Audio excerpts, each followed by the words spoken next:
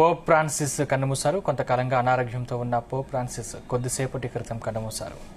నిన్న ఈస్టర్ వేడుకల్లో కూడా పోప్ పాల్గొన్నారు. చాలా కాలంగా నిమోనియాతో బాధపడుతున్నట్లు వాటికన్ సిటీ ప్రకటించింది. 1936 డిసెంబర్ 18న అర్జెంటీనాలో పోప్ ఫ్రాన్సిస్ జన్మించారు.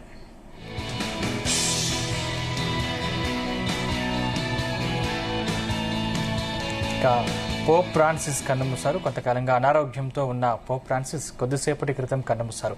నిన్న ఈస్టర్ వేడుకల్లో కూడా పోప్ పాల్గొన్నారు. చాలా కాలంగా నిమోనియాతో బాధపడుతున్నట్లు వాటికన్ సిటీ ప్రకటించింది. 1936 డిసెంబర్ 18న అర్జెంటీనాలో పోప్ ఫ్రాన్సిస్ జన్మించారు. ఇదే అంశానికి సంబంధించిన మరింత పూర్తి సమాచారం మా ప్రతినిధి శ్రీచరణ్ అందిస్తారు. శ్రీచరణ్, ప్రపంచ ప్రఖ్యాతిగాంచిన Vatican City Pope Francis Catholic చర్చికి ఆయన మెయిన్ హెడ్ పాస్టర్ గా కూడా ఉన్నారు. కొద్దిసేపటి కిందట ఆయన కాలం చేశారు. ఆయన డిసెంబర్ 17, 1936లో జన్మించారు. దాదాపు 80 సంవత్సరాలు కలిగిన వ్యక్తి. ఆయనే ఫ్లోరిస్ బ్యూనస్ ఎయిర్స్ అర్జెంటీనాలో కూడా పుట్టారు.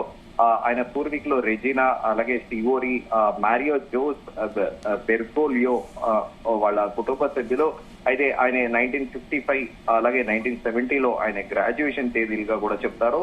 అయితే ఆయన గ్రాండ్ పేరెంట్ ఫ్రాన్సిస్కో సివోరి సర్లా, అలాగే మిగతా కుటుంబ సభ్యులు కూడా ఉన్నారు. అయితే ఆయన 2013లో కూడా కేథలిక్ చర్చ్ హెడ్ గా కూడా ఉన్న పోప్ ఫ్రాన్సిస్ ఆయన ప్రార్థన సమయంలో బైబిల్ చదివేందుకు చాలా ఇబ్బంది పడ్డారు 2013లో.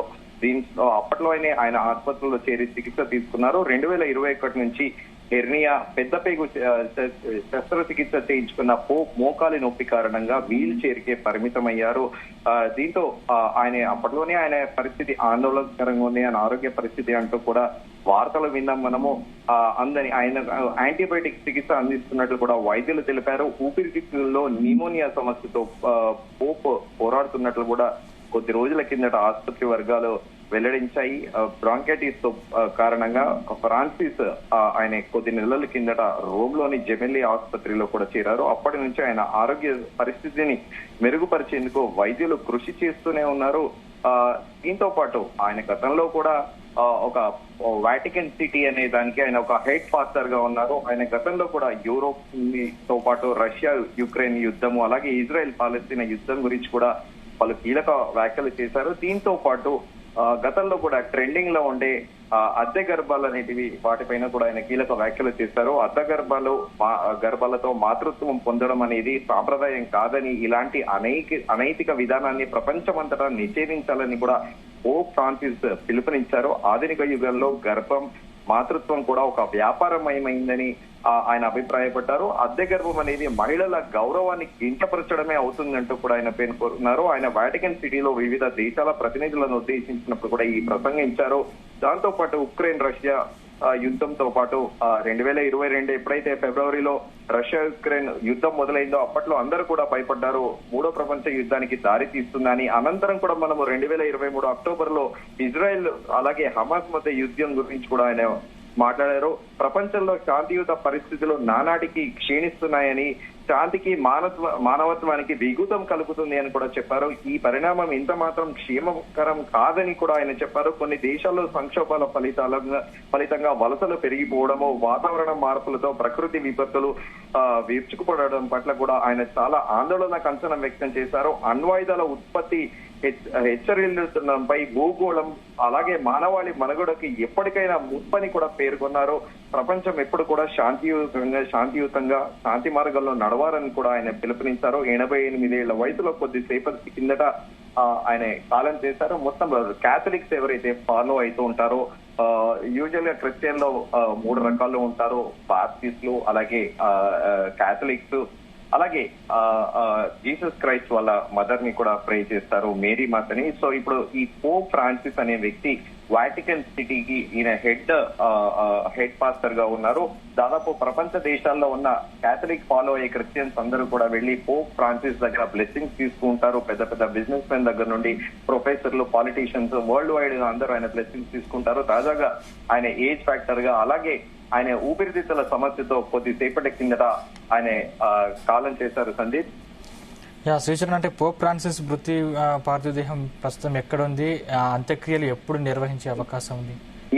డెఫినెట్ గా వాళ్ళ కల్చర్ ప్రకారం కూడా వాళ్ళు బరీ చేస్తారు, అంటే పూడ్చి పెడుతూ ఉంటారు కేథలిక్ దాని నియమానుసారాల ప్రకారము. సో ప్రస్తుతం ఆయన ఆసుపత్రిలో ఉన్నారు. నెక్స్ట్ దాన్ని ఈ పోప్ లో ఇది వాటికన్ సిటీలో ఏదో ఉందో చర్చ్ ముందట కూడా సందర్శనానికి ఉంచే అవకాశం ఉంది.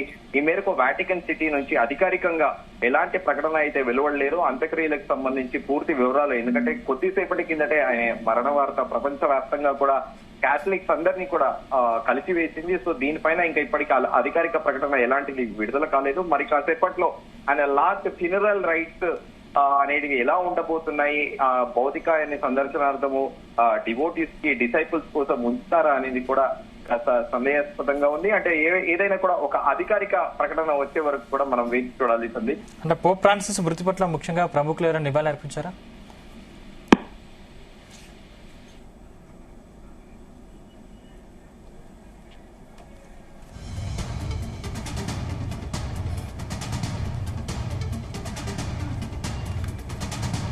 పోప్ ఫ్రాన్సిస్ కన్నుమూశారు. కొంతకాలంగా అనారోగ్యంతో ఉన్న పోప్ ఫ్రాన్సిస్ కొద్దిసేపటి క్రితం కన్నుమూశారు.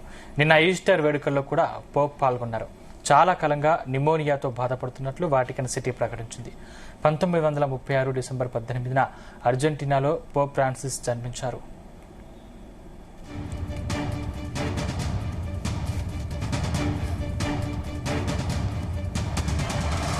2013 మార్చి 13 నుండి రోమన్ కాథలిక్ చర్చి యొక్క 266వ పోపుగా సేవలందిస్తున్నారు. అమెరికా నుంచి పోపుగా ఎన్నికైన మొట్టమొదటి వ్యక్తిగా ఆయన ఖ్యాతి గడించారు.